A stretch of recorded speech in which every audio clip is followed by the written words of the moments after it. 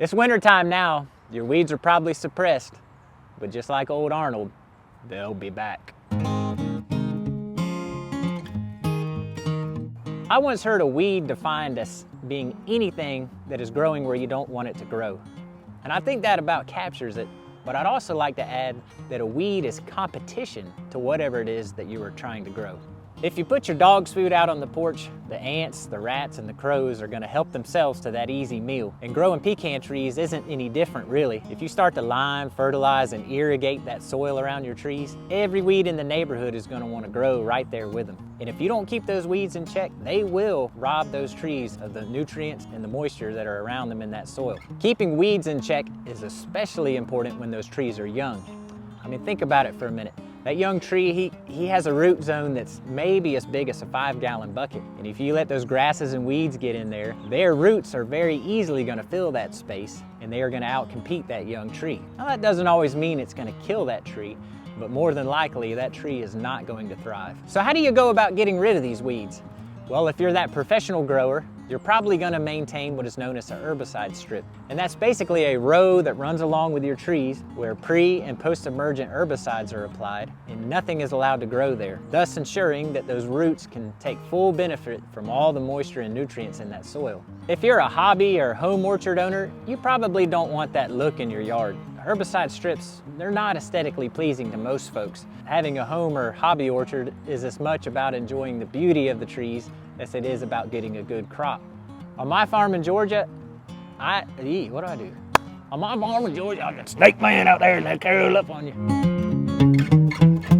I land in that hobby orchard category, and I've dabbled in a few different approaches in my war against the weeds.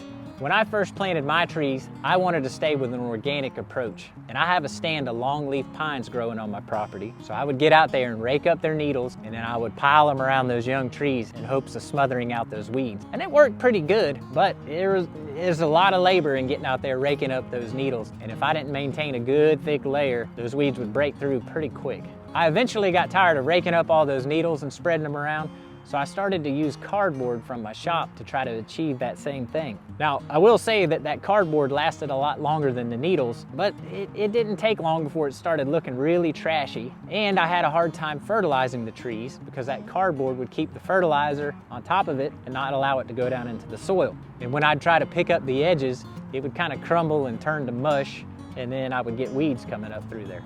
After messing around with those techniques for a while, I eventually got me some weed cloth. And so far, I'd say that that's my favorite technique for smothering out weeds. It comes in a nice convenient roll. I just cut it in squares, make a slit up the middle so I could slide it around that tree and stake the corners down. The one downside is the cost has now gone up to fight these weeds, and it adds an extra step because when I go to fertilize them, I have to peel the corners up, apply the fertilizer, and then stake it back down. But it is awful convenient not to have to get out there and rake or fight all those cardboard scraps. My organic approach to weed control has been to smother them out. But there are organic chemicals that you can spray on weeds to kill them. My impression of them is that you have to use them quite often because they don't actually kill the root of the weed. They just burn off the part of the weed that they come into contact with. And to me personally, that doesn't seem any different than just mowing it or hacking it with a weed eater. So I haven't been inclined to try them. I will say, however, that I just heard about a company called EcoMite, and they have an organic herbicide that is systemic, which means that it'll kill the root of the weeds, just like your common synthetic glyphosate-based herbicides on the market today do. That means you should get a long-lasting kill from an organic herbicide.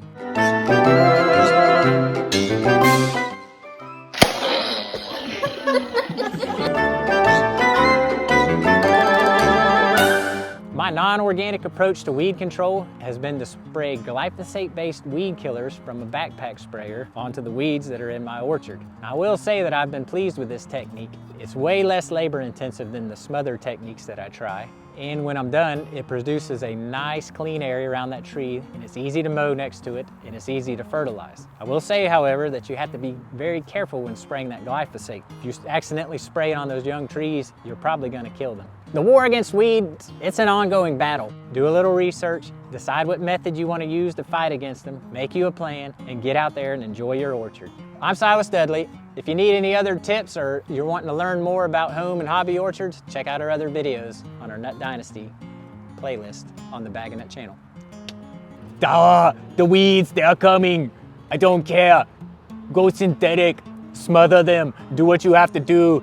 Just kill the damn things.